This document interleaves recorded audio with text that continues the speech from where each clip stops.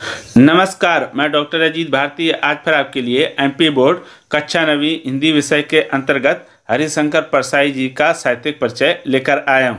तो देखो, प्रश्न इस प्रकार से पूछा जाता है। हरिशंकर परसाई का साहित्यिक परिचय निम्न बिंदुओं के आधार पर लिखिए। तो बिंदु कौन से दिए? दो रचनाएं, भाषा और शैली, साहित्य में स्थान।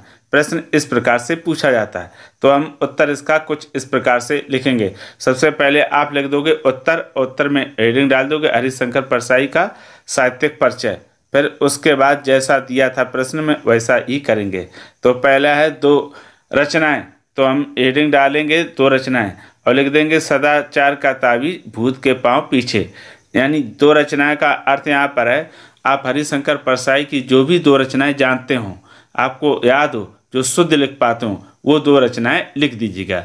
अगर वो आपको कोई रचनाएं नहीं आती तो आप इन दो रचनाओं को भी याद कर सकते हैं। कहने का मतलब ये कि आप उनकी कोई सी दो रचनाएं लिख सकते, जो मैंने लिखी ये भी लिख सकते हैं, और अपने मन से जो उनकी अन्य रचनाएं हैं उनमें से भी कोई दो लिख सकते हो। ठीक, उसमें पूरी तरह से छूट रहती है। फिर दूसरा है भाषा और शैली, तो इसमें लिखेंगे कि परसाई जी की भाषा और शैली निम्न प्रकार है। तो सबसे पहले हम भाषा लिखेंगे, उसके बाद लिखेंगे शैली। तो पहला हमने हेडिंग डाल दी भाषा। इसके अंतर्गत लिखेंगे कि उनकी भाषा सरल और साहित्यिक खड़ी बोली है। उन्होंने भावों को प्रकट करने के लिए देशज, विदेशी, तद्भव और तत्सम शब्दों का प्रयोग किया है। कहीं कहीं अंग्रेजी और उर्दू शब्दों का भी प्रयोग दिखाई देता है।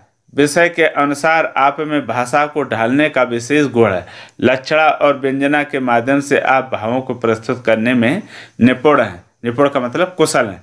अब उसके बाद आता है फिर शैली।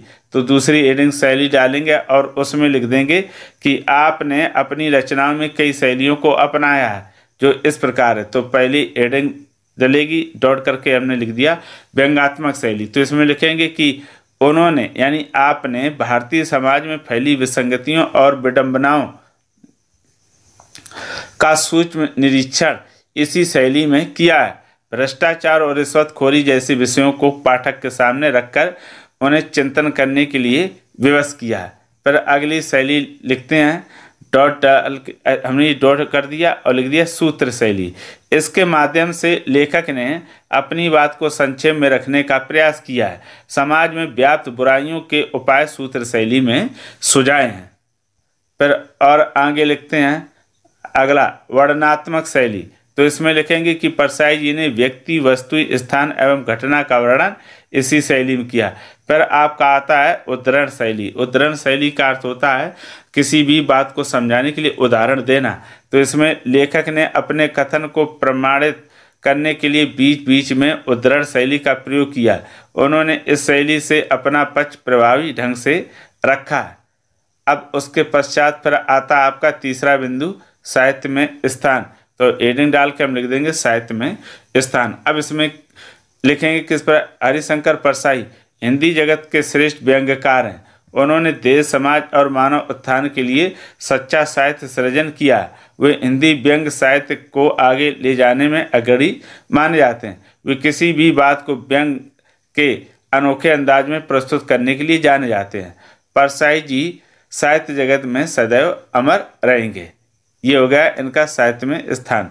तो एक चीज़ मैं और आपको बता दूं कि जो आपके हरिशंकर परसाई हैं, ये हिंदी साहित्य के व्यंग्यकारों में श्रेष्ठ लेखकों में माने जाते हैं। ठीक, इन्होंने समाज में फैली विसंगतियाँ, बुराइयाँ, कमियों को व्यंग्य के रूप में लोगों के सामने प्रस्तुत किया है, जिससे पढ़ने वाले पाठक उस पर क्या चिंतन और मनन कर सके और फिर किसी निर्णय पर पहुँचे, ऐसा लेखक मानता है। तो ये हो गया आपके सामने कक्षा 9वीं विषय हिंदी एमपी बोर्ड में पूछे जाने वाला प्रश्न, हरिशंकर परसाई का साहित्यिक परिचय। तो अगर उसके पश्चात भी इसमें किसी प्रकार का कोई डाउट हो तो कमेंट करके हमें अवश्य बताइएगा। तो फिर आज के लिए इतना ही। अब हम फिर मिलेंगे किसी नए विषय के साथ, तब तक के लिए धन्यवाद।